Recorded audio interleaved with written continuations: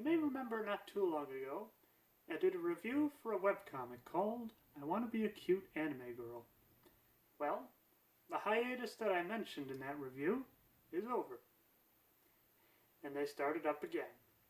Now there was a very soft reference in there to Steven Universe. And I figured that could make an interesting video topic, so why not? As you can tell, I'm a pretty big fan of the show with my Peridot shirt. There was also one other video I did.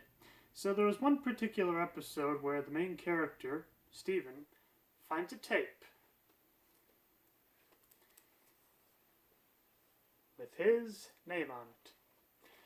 So, I made the real life equivalent. However, I did not put this video on YouTube though, as there was one other YouTuber out there that did that already. Instead, the video I did was for Nora. I'm just kind of laughing at the subtle irony of this now. But other than that, I never really have talked that much about Steven Universe, have I? And I figured I'd rectify that. First, just like a basic premise of the entire series, and then there's one particular episode that I want to review. So as of now, at least as far as I can tell, Season 1 and Season 2 are out on DVD. Still waiting for Season 3, but could be possible that's out already, and I don't... So what's rather fascinating is if you look at both of these side by side, you can see how much thicker Season 2 is. But this is very deceiving. Season 1 has about 54 episodes, and Season 2 scrapes by at a little over 20. The main reason this one is so big is because it's somewhat special edition.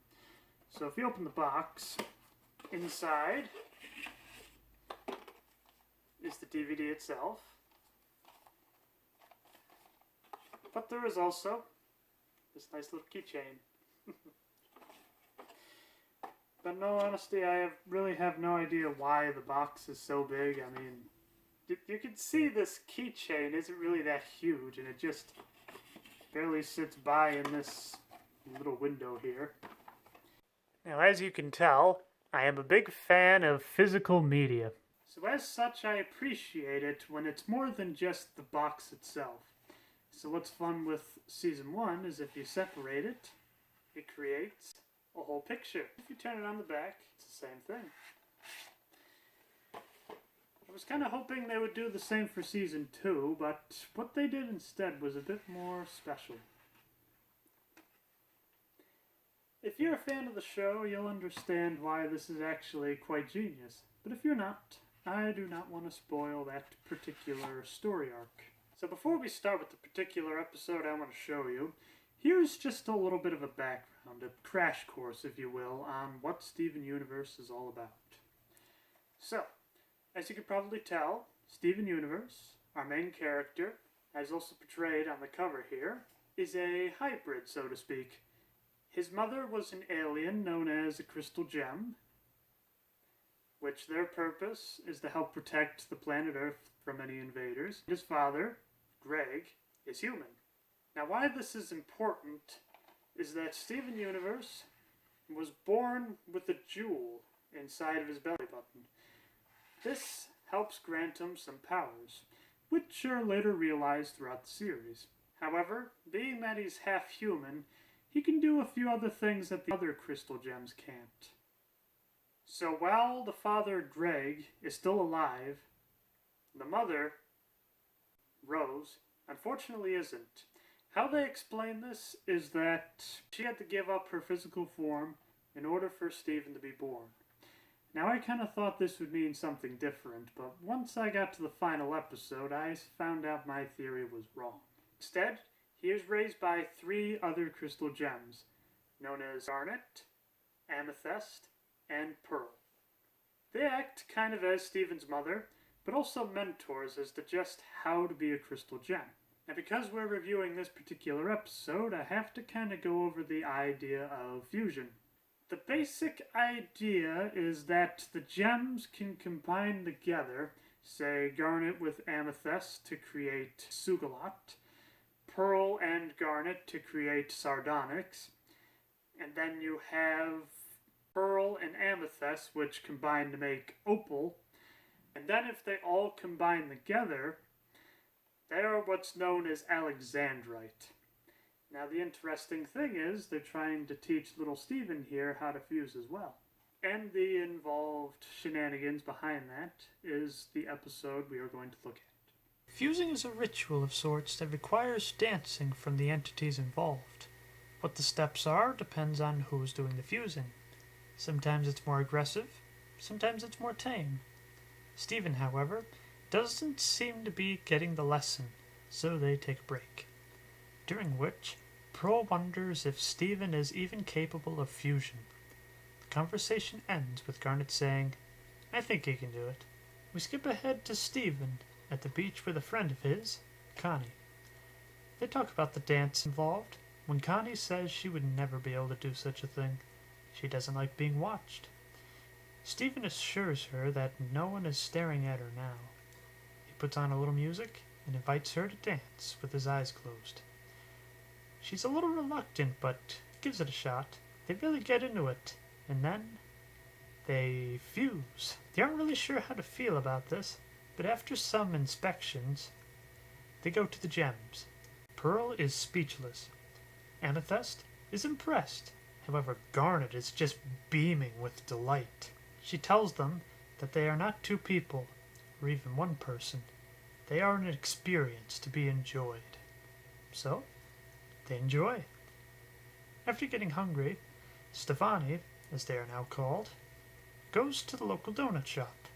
The attendants, Sadie and Lars, can only stop and stare at the beauty of Stefani, and they give them 2 donuts for free. They are invited to a rave. Since they were having so much fun with dancing before, they decide to do some more. There, they meet up with Kevin, who wants a dance. However, he's kind of a jerk about it, and they want no part of it. It becomes a dance-off when Stefani breaks apart. Kevin is disturbed by this, quickly leaves. That doesn't matter, though, as Stephen and Connie are still having a fun time at the rave. This is where the episode ends. Like most episodes in the series, it's pretty short. It was also pretty early in the series. I want to say episode 13 offhand. And this was the first time it became less about a mystic kid fighting evil, and more about something a bit more laid back, almost relatable to real life. I feel there is a lot to unpack here. The first is this theory that fusion is a metaphor for sex. On the surface, I can see that, as it takes 2 consenting people to do this, and it's more of an experience. For me, though, I feel it's more about being in a relationship or being married. In some traditions, it's often said that 2 become 1 when the marriage is complete. I've heard some say that this episode is about growing up. The idea that all of a sudden people will treat you with respect as opposed to patronage. You will also look and feel different as you get older. When I first saw this episode, I felt uncomfortable, as if I was watching something that I shouldn't be, which is weird as it's a kid's show. At the time, I believed it was only rated TVY7, so I was quite shocked to see most of the series is actually rated PG. As a quick aside, I don't think it's that bad. Now, Batman the Animated Series, now that should be rated PG. But maybe they stuck with this rating to get in more adult content. I think it was because I took the main lesson of this episode to be more about gender identity, which was a subject I've never dove in before at the time. It just felt off seeing a boy fuse into a girl and even being happy about it. Maybe it was just me repressing the idea that I wanted that. Anyways, I wouldn't call this my favorite episode, but it is an important one. It showed that the series can be more than just good versus evil, but also about real life, about relationships, about things that you would have to worry about as you get older. I think I'll end it there. If there are any other Steven Universe episodes you'd like me to review, feel free to ask. I just request that it's in season 1 or 2, as I can't get footage for the other seasons just yet. Either that or I could just talk about the episode without footage. Well, till next time, keep having fun.